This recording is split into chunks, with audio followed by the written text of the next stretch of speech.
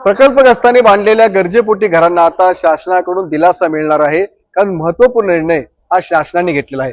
आपल्यावर या ठिकाणी आमदार मंदाताई मातेत आपण त्यांच्याशी बोलूया। ताई, काय नेमका निर्णय झालेला आहे, कसा दिलासा मिळणार आहे? आता प्रकल्पग्रस्तांचं गेल्या जवळजवळ 40-45 वर्ष कैलासवासी दिवा पाटील साहेब यांच्या नेतृत्वात प्रत्येक लढे आम्ही लढले।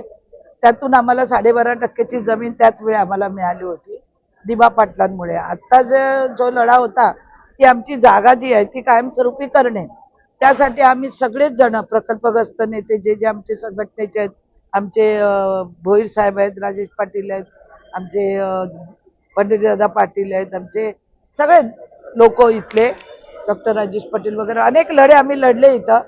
तर आता आम्हाला एक पत्र आलं, ज्या दिवशी मी आजारी पडली त्या दिवशी एक पत्र आलं की 2.5 गुंठ्याला तुम्हाला 15% आणि 5 गुंठ्याला तुम्हाला 25% आणि GR काढला आणि कमर्शियल वगैरे दिलेलं आहे। पण आपल्याला माहिती आहे काही नतभ्रष्ट लोक इकडे आहेत, ते लगेच कोर्टात जातात, त्या GR ला चॅलेंज देतात। असं करता करता आज आमची 50 वर्ष वाया गेली, आमची 4थी पिढी आहे। मी 14ला निवडून आल्यानंतर माननीय देवेंद्र भाऊ फडणवीस मुख्यमंत्री आमचे, त्यांनी अनेक निर्णय दिले। कुक्षेत गावाची घरं कायमस्वरूपी केली आमची। आमच्या जवळजवळ 14 गाव होती ती आगरी कोळ्यांची घेतली।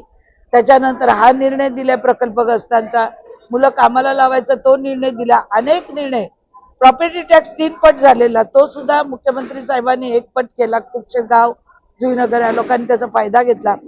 अनेक प्रश्न आम्ही प्रकल्पग्रस्तांचे या 2-3 वेळा टर्म मध्ये मी सोडवलेले आहेत। हा शेवटचा प्रश्न आहे।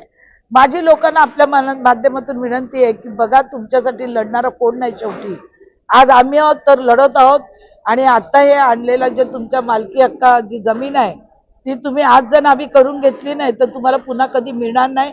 आणि प्रत्येक वेळी कोर्टात कोण ना कोण जाणार आणि शेवट लढा द्यायला तुमच्यासाठी कोणी उरणार नाही। म्हणून मला एवढंच सांगायचं आहे की जो रेट 15% आम्ही कमी करून आणला, 30% होता तो 15 केला, 15चा 25चा सुद्धा 35 होता तो 25 केला, आणि कमर्शियल दुकान आहे ती केली।